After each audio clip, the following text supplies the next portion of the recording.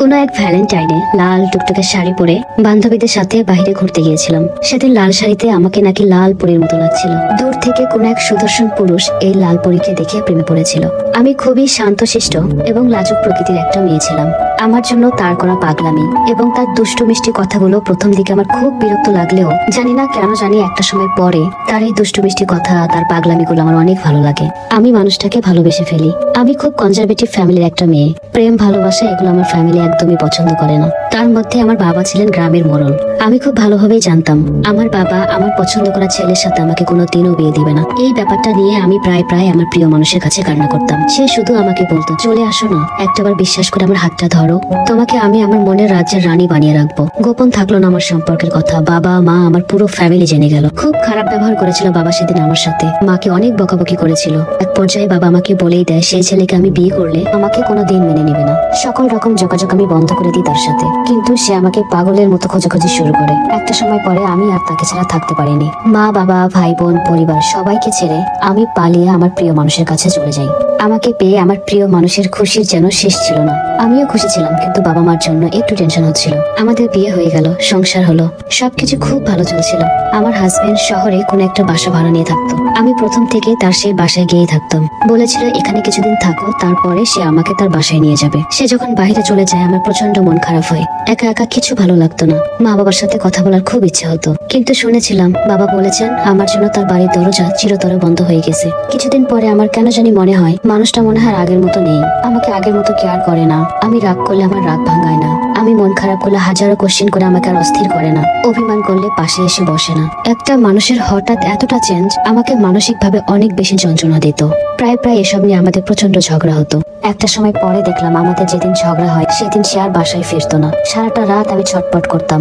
সে mobile বন্ধ করে কোথায় যেত, কি করতো কিচ্ছু জানতাম না। একদিন খুব জেদ করলাম আমাকে তার বাসায় নিয়ে যাওয়ার জন্য, তার বাবা মার সাথে কথা বলাই দেওয়ার জন্য। সে কিছুতেই রাজি হলো না। অনেক ঝগড়া হলো। একটা পর্যায়ে সে আমার গায়ে হাত তুললো। আমার বুঝতে বাকি থাকলো না আমি যে মানুষটাকে ভালোবেসে আমার সব ছেড়েছিলাম সেই মানুষটা এখন আর আগের মতো নেই। খুব কান্না করেছিলাম সেদিন আমি। আমার সবকিছু শেষ হয়ে যায় আমি যেদিন জানতে পেরেছিলাম আমার হাজবেন্ডের আরো একটা সম্পর্ক আছে। পুরো পৃথিবীটা আমার অচেনা মনে হচ্ছিল। আমার হাজবেন্ডের আমি পা জড়িয়ে কান্না করেছিলাম। তাকে বারবার বলছিলাম আমি বিশ্বাস করি না, তুমি এমনটা করতে পারো না। আমার পাগলের মতো কান্নাকাটি দেখে সে আমাকে বলে সে ছোট্ট একটা ভুল করে ফেলেছে। সে আমাকে কথা দিয়েছিল সে আর কখনোই এমন করবে না। সে আমাকে প্রচন্ড ভালোবাসে। আর আমি এতটাই সহজ সরল তার এই মিথ্যা কথা বিশ্বাস করি। সবকিছু ভুলে আমি আবার আগের মতো হয়ে যাই। হয়তোবা সেও আমার কাছে ফেরার চেষ্টা করছিল। একদিন রাত্রে যে মেয়েটির সাথে আমার হাজবেন্ডের সম্পর্ক ছিল সেই মেয়েটি আমাকে ফোন দিয়ে অকথ্য ভাষায় গালাগালি করে। সে আমাকে বলে আমি নাকি আমার হাজবেন্ডকে জোর করে আটকে রেখেছি। আমার হাজবেন্ডের সাথে তার অনেক দিনের অনেক গভীর সম্পর্ক। তার মুখে এই কথা শুনে আমার এত বেশি কষ্ট হচ্ছিল। মেয়েটাকে আমি রিকোয়েস্ট করে বলেছিলাম আমি আমার ভালোবাসার মানুষকে অনেক ভালোবেসে বিয়ে করে সবকিছু ছেড়ে দিয়েছি, আপনি প্লিজ আমাদের মাঝে থেকে চলে যান। মেয়েটা আমাকে বলে সে আমার হাজবেন্ডকে কখনোই ভুলতে পারবে না।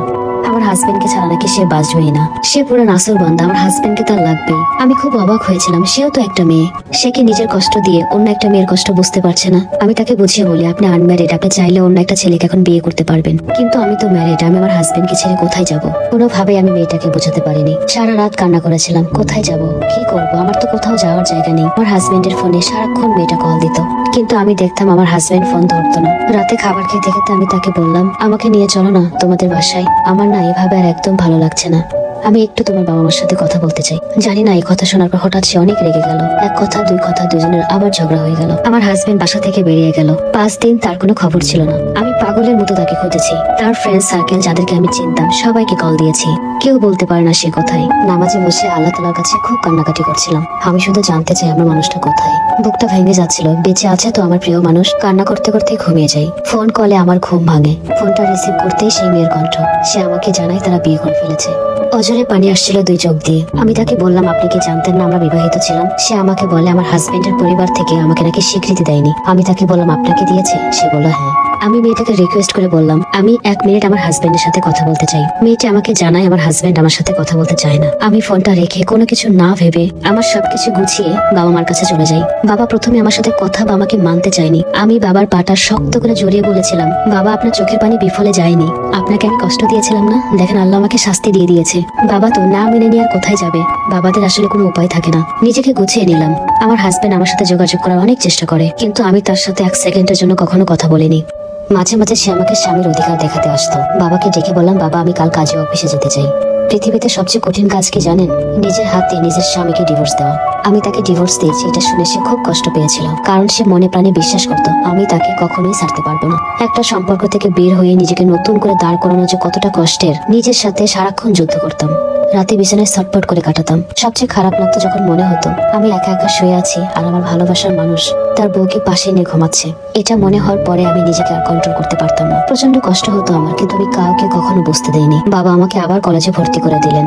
আমি পড়াশোনা শুরু করলাম। আমার একটু একটু ভালো লাগা শুরু হলো। পড়ালেখা, কাজ কাম সবকিছুতেই মন বসতে শুরু হলো। আমি বুঝতে পারি আমি ডিপ্রেশন থেকে বের হয়ে আসতেছি। আমার ফ্যামিলি আমাকে মেন্টালি অনেক সাপোর্ট দিয়েছে। আসলে পরিবার আমাদের অনেক বড় একটা সম্পদ, যেটা এখন আমি হাড়ে হাড়ে বুঝতে পারি। 7 মাস পরে হঠাৎ একদিন আমার কাছে কল আসে। শুনলাম আমার যিনি হাজবেন্ড ছিল সে নাকি অ্যাক্সিডেন্ট করে মারা গিয়েছে। নিউজটা শুনে আমার মাথায় যেন আকাশ ভেঙে পড়ে। আমি অনেক চিৎকার করে করে কান্না করছিলাম। আমার ফ্যামিলির লোকজন সবাই আসে বিষয়টা জানতে পারে। বাবাকে আমি কান্না করে রিকোয়েস্ট করে বলি, বাবা আমি শেষবারের জন্য তাকে একটু দেখতে চাই। বাবা আমার রিকোয়েস্ট ফেলে দেননি, আমাকে নিয়ে যায়। বাড়ি ভর্তি তাদের মানুষ, সবাই প্রচুর কান্নাকাটি করছিল। আমার নিজেরও প্রচন্ড কান্না আসছিল।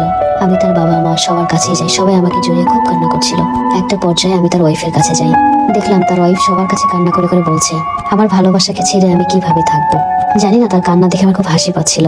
মনে হচ্ছিল একটাবার গিয়ে কানে কানে বলি, কি প্রিয় মানুষ হারালে অনেক কষ্ট লাগে, তাকে ছাড়া নাকি আপনি বাঁচতেই পারবেন না, চলতেই পারবেন না, তো এখন কি বেঁচে থাকবেন না? পৃথিবীতে সবচেয়ে ভয়ঙ্কর অভিশাপ হচ্ছে মানুষের নিঃশ্বাসের অভিশাপ, যেটা কখনোই বিফলে যায় না। সো ভালো থাকবেন, টাটা, টেক কেয়ার।